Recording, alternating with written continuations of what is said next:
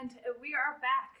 I am so glad you clicked on this video because I am going to make something that I'm very, very excited about. So come join me. In this video, I'll be showing you how I'm making a corset cover. The pattern for this corset cover, this one, is from my La Mode Illustrated book from 1897. Just like my previous jacket that I made. Oh, if you haven't seen that one, go check out the video. You'll love it. But yes, for the ones that have seen it, I'm going to continue using patterns from this book as much as possible, just because I like using original patterns, and it is very interesting to see how the fit is different from some of the modern garments we have. I've also tried to do some research on corset covers, and I've noticed it's very hard to find pictures of extant garments, probably because they were worn often, so not as many survived, or as someone on the internet pointed out, I feel like someone has been hoarding them, and no, it's not me. So that could explain some things. I found a few images on the Met Museum, so these are corset covers I could find, and as you can see, none of them really have the shape that mine has. Often they have tie fronts or button fronts, and mine is going to be a wrap top, so that's going to be fun. Also, side note, I hate buttonholes so bad. I will always try to avoid them where possible. I still feel like I need to go do a project with 1,000 buttonholes and then I'm going to love it after. But as of right now, I will often try and avoid them because I'm also a bit scared that I will put a lot of work into a garment and then put a buttonhole in it that looks terrible and then ruin the entire garment. So that's just my perfectionistic me talking. But hey, maybe another project. For now, I'll be working on the corset cover. I think this is going to be a Victorian quick sew, if that was a thing, but it is a thing now. It's very straightforward. It doesn't look complicated at all. So I'm going to get started on that. So let's go to my sewing room. And here we are back in my sewing room. And as you can see, things in the background have changed a little bit. Reason for that is I've been tidying this place for like a week because I had a lot of stuff and it was a big mess. So I've reorganized everything and I should be able to find things a lot quicker now when I need them for a project. I've also added a desk so I don't have to work on the floor for every single little thing. So my back is going to be grateful. And I've also added some pretty pictures. One of them is this, I think it's a wedding photograph of an Edwardian couple, and the dress the lady's wearing is so pretty. So that one is definitely on my sewing wish list for somewhere in the far future. But for now, I'm going to work on my corset cover. In order to start doing that, I need to trace the pattern from the original pattern sheet. This is usually a bit of a puzzle, so come join me for that. So this is the pattern I'm going to be working with. It is a pattern sheet that has several different patterns on it, and this was very typical for those like home sewing patterns. It was a lot more cost effective to just have a lot of different patterns on one sheet because they could just add to the sheets to like an issue, and then people could just sew all of these at home. There is, however, a pretty smart system. All the patterns have a different number, and also they have a different sort of line. So some are dotted, some are like crosses. So if you've practiced a little bit with these, it's actually not that hard to use, and I actually like working with these because it's kind of like a sewing puzzle. So I'm going to start tracing this and then show you what this pattern looks like.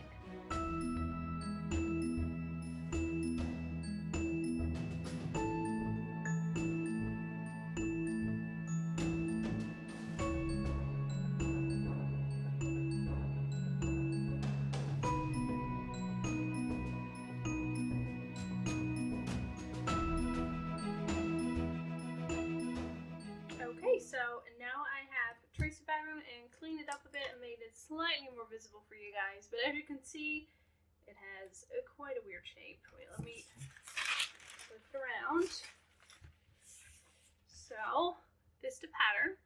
This is the back, this is the front, and then this bit is going to have that curved bit So what I figured out, it didn't say so in the pattern, but it said so in the description, is that this part needs to be gathered. I actually forgot this line at first, so it's like, what are these weird points? But yes, I'm going to be gathering those, so that would close that up a bit. And then you need to attach two ties, so you can actually tie it on your back. So if you ignore this, it actually looks pretty straightforward.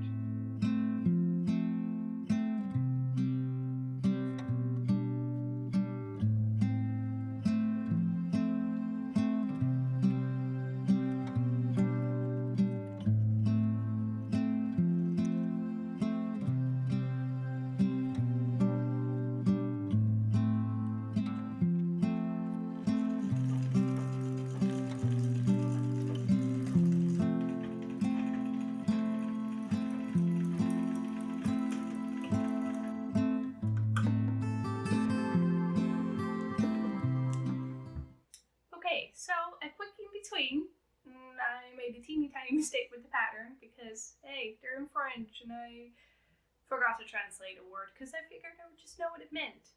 Turned out, did not. This weird shape on there. So that didn't mean gather this, it meant fold this open. So it actually continues like that, which also makes way more sense.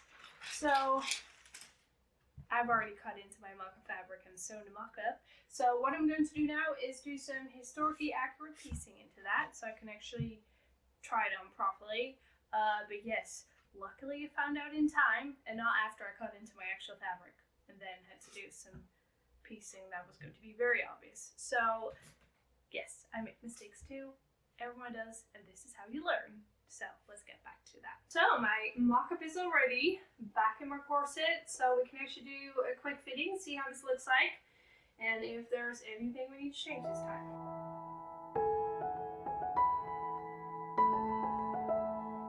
Well, as you can see, the back looks super smooth, so I don't think I'll have to change anything to that. And the front is already pretty good. As you can see here, this is where I did all the piecing on both of the sides because this is the part that was missing. Luckily I found out in time so I can actually try it on with the pattern the way it's supposed to be. Okay, so I hope you can see it, but here I've made basting stitches, same as here, so I can pull them to get rid of this gaping. The pattern actually talked about gathering the front, but it literally said gather the front. It didn't give any instructions on how much or where to start or anything, so it's basically go have fun, try it out, and see if you can fix it. So what I'm going to do is I'm going to check how much it needs and then make some marks on my pattern so I can actually copy this on the real thing and I don't have to fiddle with it again. And hey, on this stuff I can make some marks. The way I'm going to do that is by carefully pulling these, see, until it's all tight, and then do the same on the other side, and then do that. Okay. Now, as you can see, it literally needs it here for like the breast area. It doesn't need it in the neckline.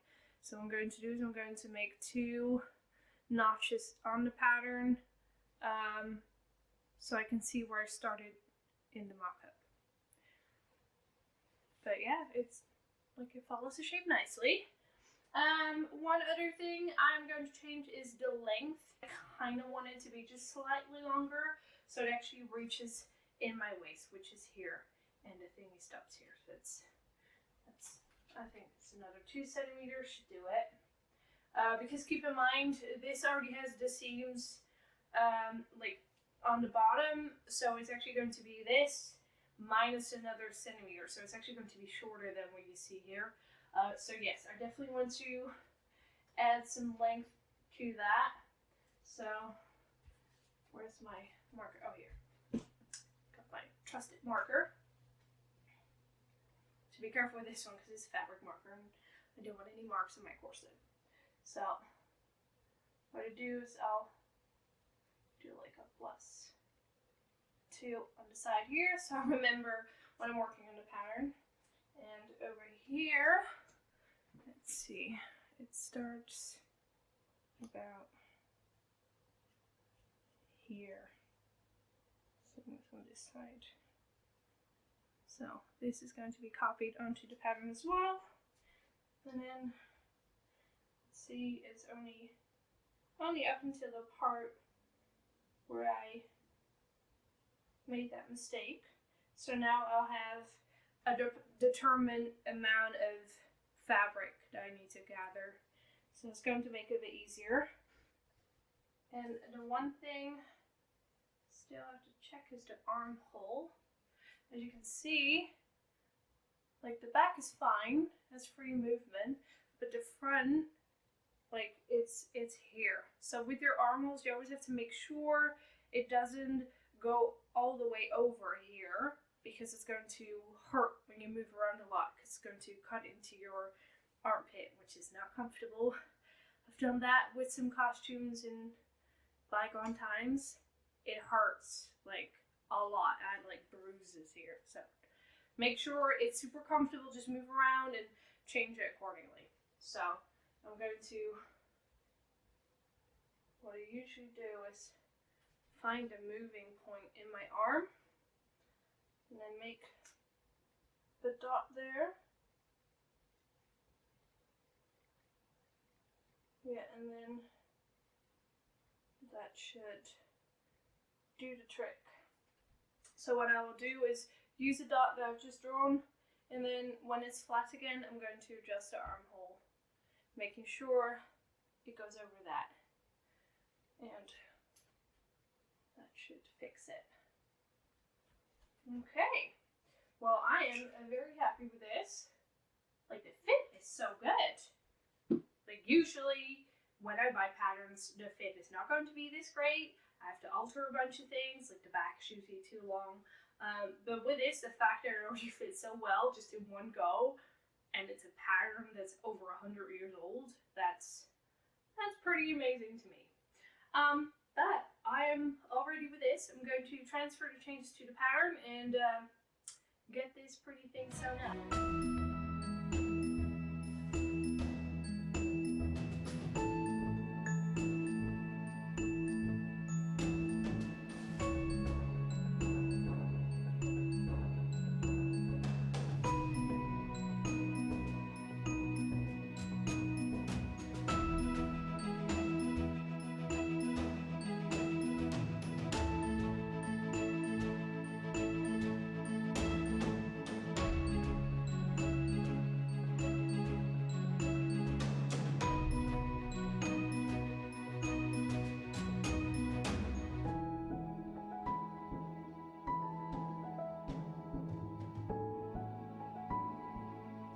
First, I'm going to work on the corset cover. I'm going to sew the shoulder seams and then finish all the other seams by hand, because I've really got into hand sewing lately, so why not continue it? Making these very, very small rolled hems. I think it's a great way of finishing things. I've also done the same on this chemise. So plenty of hand sewing to come for me. So yeah. Let's get to it.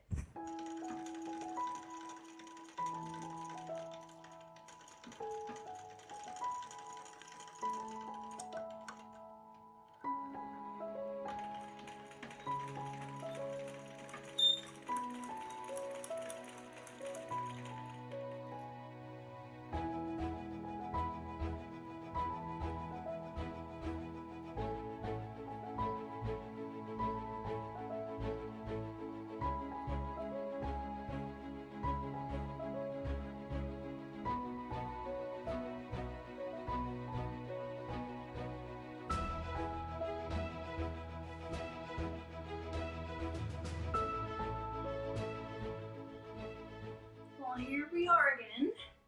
This is what it looks like, and now I am adding the lace trim, The image kind of looked like it had eyelet lace, but I didn't have that in my stash. I did have this. Look how pretty.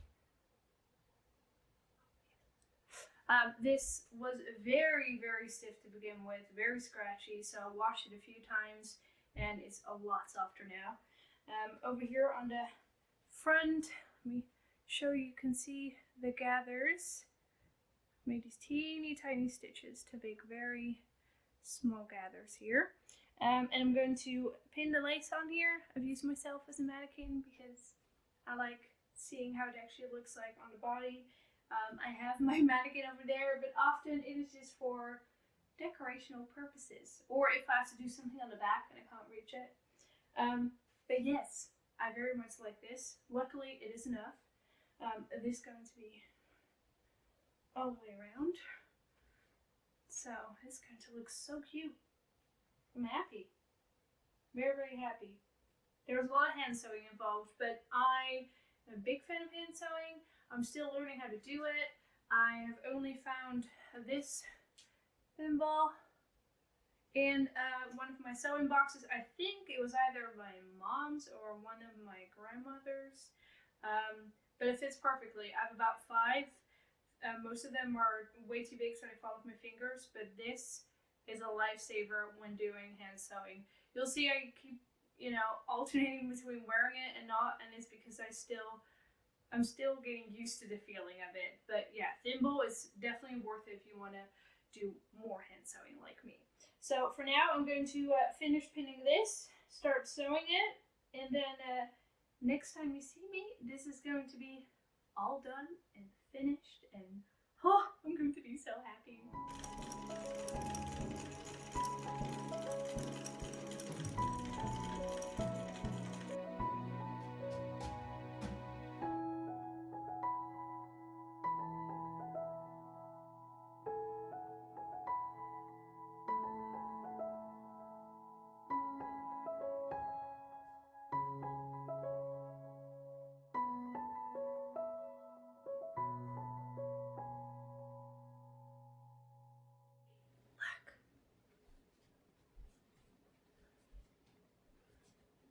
All done.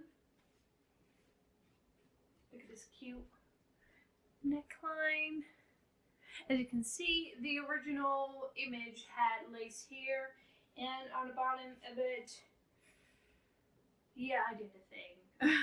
When I made the calculation for the lace based on my pattern, usually it works, but you should not forget to do it ×2 because the pattern is only half. So when I was done with this lace, this was all I had left. That's definitely not going to be enough for all of it. But to me, it was more important to actually use this lace because I just thought it was really adorable and it really fitted this project. So I don't mind missing out on this and the bottom. When I make another one, I'll know not to do that again.